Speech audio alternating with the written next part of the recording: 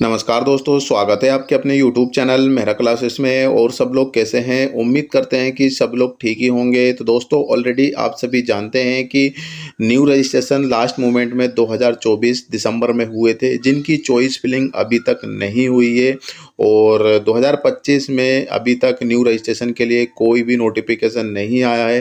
हालांकि साल में एक बार ऑफिशियल नोटिफिकेशन ज़रूर आता है और न्यू रजिस्ट्रेशन के लिए लिंक ओपन होती है, लेकिन फ़िलहाल में अभी तक कोई भी अपडेट नहीं आई है।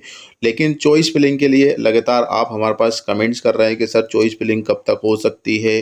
तो दोस्तों, इसके चलते हुए प्रोफेसर के ट्रांसफ़र अभी हो रहे हैं, जिससे 600 अतिथि विद्वान बाहर हो चुके हैं। और जैसे कि आप सभी जानते हैं कि जुलाई में न्यू सेशन स्टार्ट हो रहा है, तो इसमें शिक्षा प्रभावित होगी। जो न्यू क्लासेस लग रही है तो उनकी भी प्रॉब्लम आएगी। तो इसके चलते हुए थोड़ी सी उम्मीद हम लगा सकते हैं कि चॉइस फिलिंग हायर एजुकेशन करा सकें।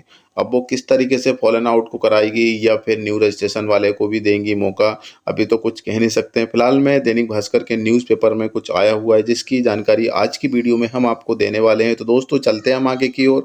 और आगे बढ़ने से पहले आप सभी से रिक्वेस्ट जरूर करना चाहेंगे, यदि आप हमारे चैनल पर नए हो तो चैनल को जरूर सब्सक्राइब कर लेना, ताकि जो भी लेटेस्ट अपडेट आए आप तक पहुंच सके। तो दोस्तों, हम चलते हैं आगे। तो यहाँ पर हम देख सकते हैं दोस्तों कि दैनिक भास्कर के न्यूज़पेपर पर आपको लेकर आए हैं, और ये न्यूज़ भोपाल के न्यूज़पेपर में आई हुई है। आज की डेट में है 1/7/2025, 1 जुलाई लग चुकी है।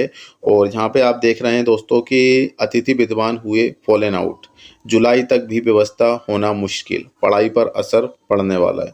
प्रोफेसर के तबादलों से 600 गेस्ट फैकल्टी बाहर हो चुकी है। कॉलेजों को इंतजार, अतिथि तुम कब आओगे।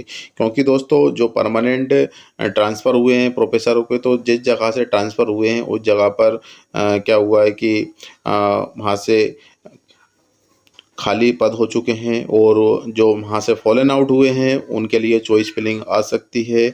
और जो न्यू रजिस्ट्रेशन 2024 में हुए थे उनके लिए भी कुछ ना कुछ अपडेट आना चाहिए, क्योंकि काफ़ी समय हो चुका है। हालांकि केस भी लगे हुए हैं इसके चलते हुए।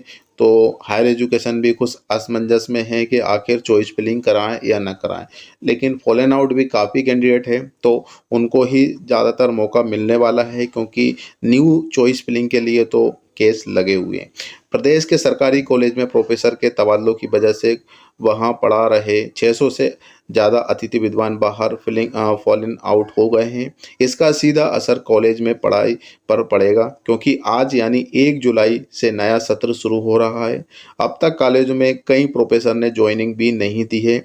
ऐसे में शिक्षण कार्य प्रभावित होगा, क्योंकि वहाँ अतिथि विद्वान भी नहीं है। खास बात यह है कि जो अतिथि विद्वान सेवा से बाहर हुए उनमें से ज़्यादातर 15 से 20 सालों से कॉलेज में पढ़ा रहे थे। अगर दोबारा चॉइस फिलिंग की प्रक्रिया में देरी हुई तो कॉलेज में पढ़ाई प्रभावित होगी। ज़्यादातर कॉलेज में अतिथि विद्वान के भरोसे ही चल रहे हैं। ऐसे में कॉलेज को इंतजार है कि अतिथि विद्वान कब ज्वाइन करेंगे। अब फिर से चॉइस फिलिंग करना होगी। जी हाँ दोस्तों, फिर से चॉइस फिलिंग करनी होगी।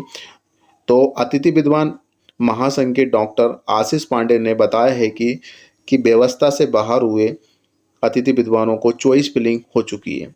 अभी कई प्रोफेसर ने कॉलेज में ज्वाइनिंग नहीं किया है। ऐसे में जो अतिथि विद्वान फॉलन आउट हुए हैं उनके लिए जुलाई में फिर से चॉइस फिलिंग किए जाने की संभावना है। ऐसा हुआ तो अगस्त तक किसी न किसी कॉलेज में समायोजित हो सकेंगे। अतिथि विद्वान ने बताया है कि अगर उन्हें अन्य जिले या दूर दराज के कॉलेज में भेजा जाएगा तो नुकसान होगा। अभी 2,000 रुपये प्रतिदिन के हिसाब से उन्हें भुगतान होता है। ऐसे में जिस माह ज़्यादा अवकाश पड़ते हैं तो भुगतान भी कम होता है। कई बार छुट्टी वाले दिन भी उन्हें काम पर बुला लिया जाता है और उसका भुगतान नहीं होता है।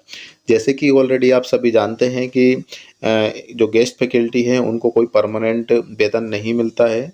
उनको 2,000 रुपये पर डे के हिसाब से मिलता है। जिस दिन गवर्नमेंट हॉलीडे होता है उस दिन उनकी सैलरी नहीं मिलती है, या फिर जिस दिन हम छुट्टी कर लेते हैं उस दिन भी आपको कोई सैलरी नहीं मिलती है।